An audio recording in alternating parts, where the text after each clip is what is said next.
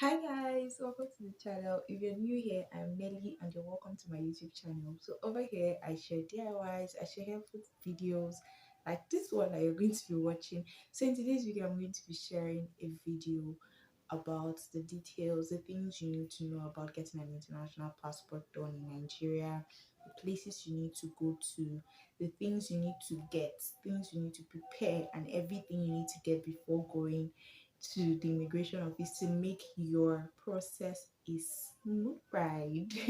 So if that sounds interesting to you, please go ahead, continue watching this video, give this video a thumbs up if you did find this video helpful. Also do also leave a comment down below in the comment section. See you guys, let's go.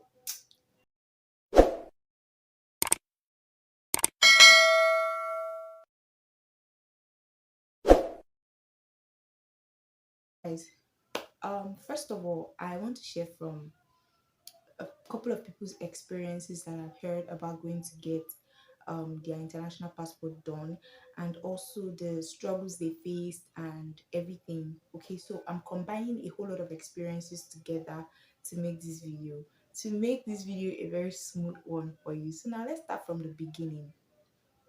First step to getting an international passport done in Nigeria. So the first thing you have to do is to make payment for your international passport first of all. Now, I want to assume that if you are going to the immigration office, you should have already made payment for your international passport already. But let's assume you haven't. Okay, so you have to do that. Okay, so how do you get about doing that? So usually a lot of persons will go to the immigration office to make payments there, while other persons would get to do it online. So if you're doing it online, I'm going to leave the link to doing it down below in the description box. Do well to check out the link. All you have to do is to click on the link and begin your registration process, and when you get to the point of payment, you simply go straight to the bank that you choose to make your payment to. Go ahead and make your payment, and that's it. So now let's continue. After making payments, there are some certain things that you would get from the site. Be getting your um proof of payment, which is your payment receipt, which you get from the site, and also the one you get from your bank.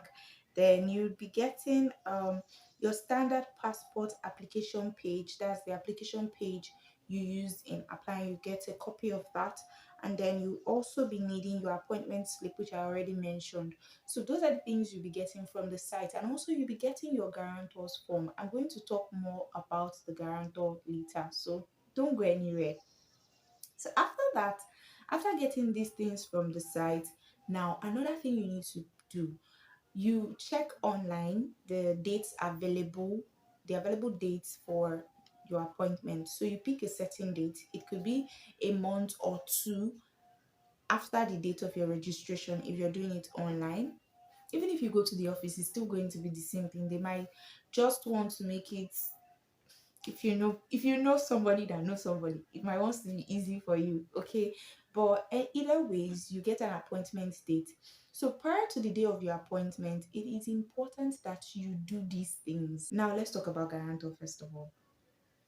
Before you go ahead to pay for your international passport, I want to believe you already have someone who is standing as a guarantor in mind. But let's assume you did not have anybody to stand in as a guarantor for you, and you want to get a guarantor. Who is a guarantor? A guarantor is just somebody who is saying, okay, I know this person and I'm standing in for this person. So anybody can actually do that. It could be your friend, your spouse, your relation, parents, anybody can actually be a guarantor for you. Now, what does your guarantor need to be able to be your guarantor? So, for your guarantor, you'll be needing a proof of identification from your guarantor, which is your NIN slip or NIN card. Okay, most especially slip. Slip is more most easy to get these days. NIN slip. So that's a proof of identification that your guarantor needs to provide. Okay, and then your guarantor needs to provide the detailed page of a valid passport, or of his or her valid passport. I think I should put the correct word. Okay, so the detailed page, I'm going to leave a picture up here so you know what I'm referring to. So the detailed page you're going to, your guarantor is supposed to provide the detailed page. So who can be your guarantor? Your guarantor has to be someone who has a valid international passport. That's the person that's qualified to be your guarantor. Those are just the two basic things that you need from your guarantor: the detailed page of his valid passport, and also a proof of identification from your guarantor. Now, on the guarantor's form, your guarantor's signature ought to be there. So do well to get all of those things prepared. Now, when your guarantor has already signed and everything is ready, take the guarantor form to either of these two places I'm going to mention. Either you're going to a magistrate court or you're going to the High Court of Justice to get it signed and stamped. Okay, so that's really easy because all you have to do is just to carry the guarantor's form, go to the, it could be you going there yourself or your guarantor can be the one doing all of this for you. All you have to do is to get to the High Court, ask for the office in charge of such, and then they will direct you. When they direct you there, I think it's a standard procedure. Anyways, I heard you have to pay like 1,000 naira. You pay 1,000 naira and then you get the whole process started. Once you pay 1,000 naira, they are just going to stamp, sign, and you're ready. So all of these things, the things you need to print out from the site, your guarantor's form ought to be ready before the date of your appointment. Now, the reason why I'm saying it ought to be ready before the date of your appointment is to make you have a swift process. Because, see, if it's not ready before the date of your appointment, that it's on that day of your appointment you are going to get all of these things done, you might think that somebody from your village is chasing you, but just ensure you get everything done before the date of your appointment. And once everything is well put together, on the date of your appointment, go there as early as possible. So you'll be among the very first set of people to be attended to. Now, when you get to the immigration office, I don't know which immigration office you're going to be going to. But when you get to the immigration office, do well to ask for the office in charge of fresh application for an international passport.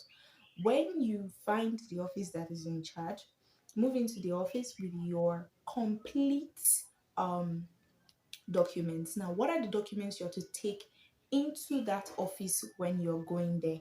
You'll be needing, for the evidence of payment, you'll be needing 3 copies of your payment receipt, which is the proof of payment I already mentioned that you're going to print out, not the bank receipt.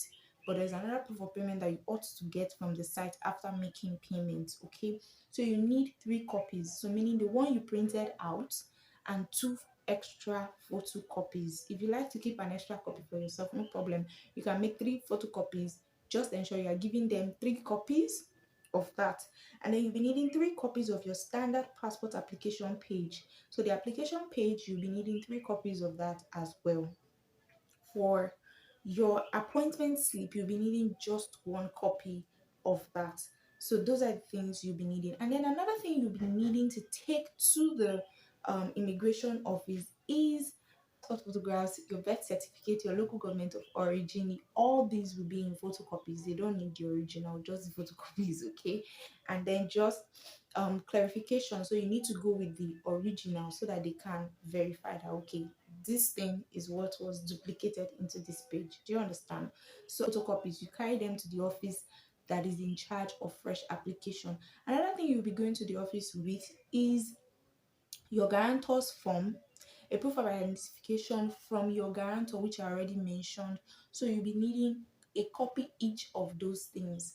Now, the copies will be coming out in photocopies, of course, because you cannot carry your the detailed page of your guarantor's passport. So a photocopy will be made and then you just submit it. So that's all that they need for the process. Now, once all of that is done in the office, your file will be submitted and your file would have different processes it's going to go through. It's going to move from one office to another, from one office to another, to another, to another, till all the offices have had their own various checks. Then the next point is for you to go for your capturing. Go early. You should be able to leave that place very early. But if you don't go early, I'm sorry. So that's why I say ensure you get everything ready on time. get them ready like a week before or even a day before the date of your appointment, so that when you get to the office you have a smooth ride. Like it's not like they are not asking you where is this thing, then is that time you want to go and be getting it. No, everything is already ready. So once you submit, it's an easy process from there onwards. So if you get there, if your appointment is by 9, ensure you get there by 8 latest. Latest, be there by 8. So ensure that you've submitted your file already. So once the process starts, yes, latest 1, 2, you're out of there. But if you don't submit on time, you might end up leaving there by 7 p.m. So if you did find this video very helpful, please go ahead to give this video a thumbs up.